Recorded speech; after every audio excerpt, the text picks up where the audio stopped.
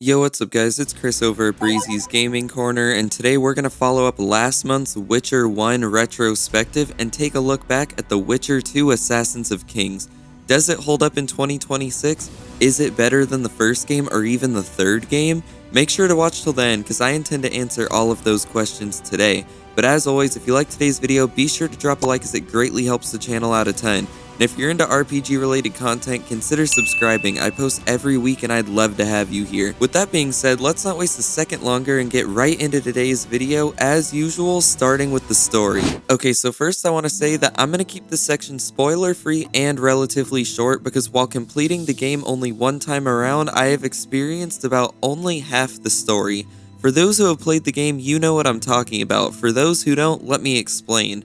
This game essentially has two separate storylines depending on who you side with, Vernon Roach or a Scoia'tael leader named Iorveth. The decision is going to come sometime in Chapter 1, and the choice that you make gives you a completely different questline to follow in Chapter 2, and it even changes how the beginning of Chapter 3 plays out, although it all seemingly comes to the same point by the end of the game. I chose to side with Roach simply because I recognized him from The Witcher 3, but I plan to replay this in about a month or so with my wife and side with Iorveth, so maybe later this year I'll do an updated review after that second playthrough. Let me know if you'd want something like that in the comments below. With that out of the way, let's ask the question of how good this story actually is.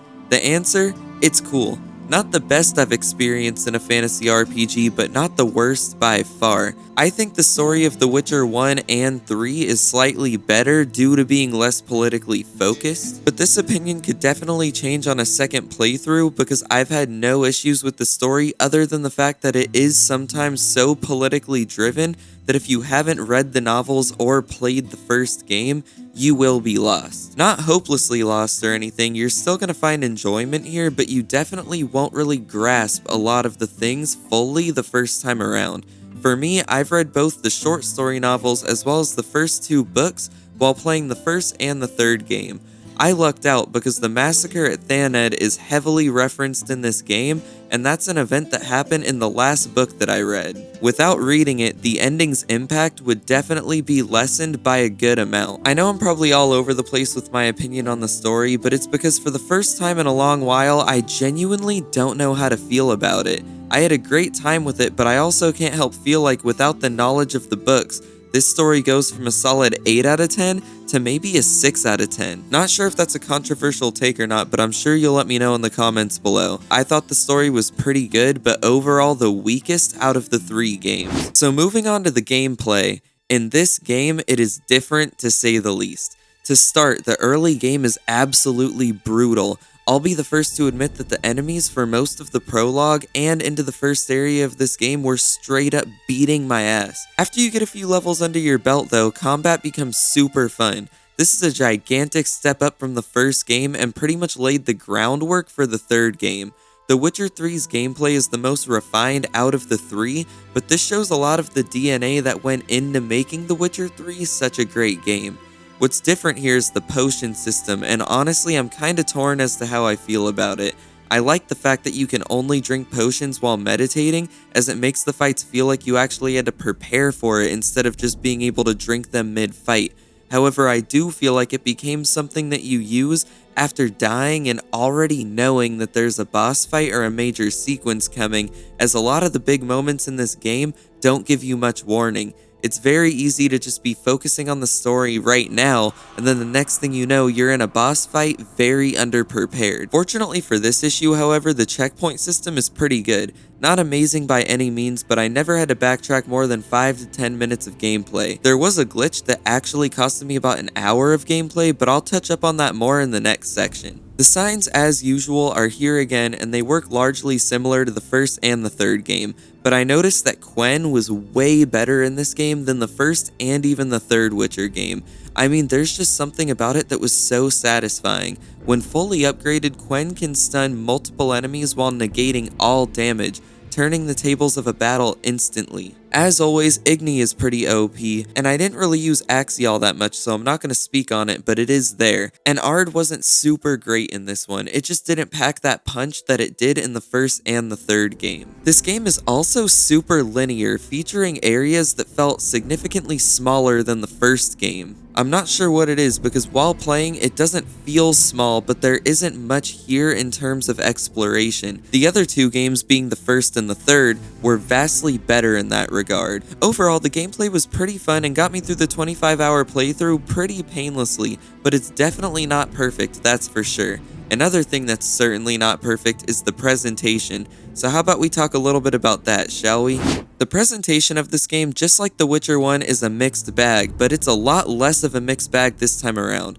First, the characters no longer look absolutely terrifying like they did in the first game, and voice acting for the most part is vastly improved aside from Triss. I want you to know that I'm prepared to travel to the end of the world with you to save Yennefer. I don't know what went wrong with her voice actress, but Triss is laughably bad and stands out negatively in literally every scene she's in.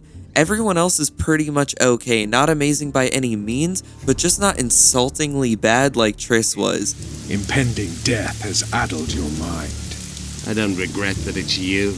There was also a game-breaking bug that I mentioned a little bit earlier in this video that happened about midway through Chapter 2 that prevented me from saving and costed me about 2 hours of playtime, which was maddening, but fortunately for this game, I liked it just enough to eat my vegetables and get caught back up. That's not to say it didn't piss me off thoroughly though, because it definitely did. This game also does not support ultra-wide, and for whatever reason, it does not have any mods to help it support ultra-wide, so I was forced to use flawless widescreen in order to get this to take up the full screen of my monitor. I just figured I'd mention that in case any of you play on an ultra-wide monitor and that's important to you, as it is for me. It should also be noted that during cutscenes, sometimes it would have this really strange glitching effect that completely ruined the cutscenes, but I'm not sure if this is a bug in the game or just a result of using flawless widescreen. Whatever the case is, it happened to me, so I wanted to report on it. This game also has a weird thing where if you don't clear out your saved games, the game performance drops incredibly. I didn't know this until about the end of the game, and for my entire playthrough, the FPS was never stable once. It wasn't nauseatingly bad, but it was definitely noticeable here and there. Overall, I'd say this game is a huge step up from the original game in terms of graphics and gameplay, but in terms of story, it takes a big step backwards. The game finds itself in an awkward position of being the middle child. Its younger sibling had nobody to learn from, so it's given more slack, as to where the older brother, The Witcher 3, is a far more successful game, leaving this one lost somewhere in the middle. Not as great as the youngest child, and only slightly better than the oldest. I would say that if you've already played The Witcher 1 with intention of playing the whole trilogy, play this, as you won't have a bad time. However, if you've only played The Witcher 3 and you don't care deeply about the story or lore of this series and only want to play this for more Witcher 3 gameplay, you'll likely be disappointed. I still think you'll have a good time, but a lot of the great stuff from The Witcher 3 just isn't as refined here. The game is a lot easier to recommend than the first game because I feel like it feels a lot newer and less archaic. But if we're talking about overall quality, this is easily the worst in the trilogy, which is weird to say out loud because this game is still really good. And if this is the worst that The Witcher has given us so far, then I have extremely high hopes for The Witcher 4. But what about you guys? Did you like The Witcher 2? What's your favorite game in the Witcher series? Have you read the books? Let me know in the comments below. I love hearing what you guys have to say. I do plan on covering The Witcher 3 on here as well, but since that game is so massive and I have other videos in the works right now, I would say don't expect it until later this year, but trust me, I'm working on it. This is a 3-part review series and it will be completed, I promise. But anyways, if you liked today's video, be sure to drop a like as it greatly helps the channel out a ton. And if you're into RPG related content, consider subscribing. I post videos like this every week and I'd love to have you here. That's all I got for you this week. As always, it's Chris over at Breezy's Gaming Corner. I hope you guys have a great rest of your week and I'll catch you in the next one. Peace.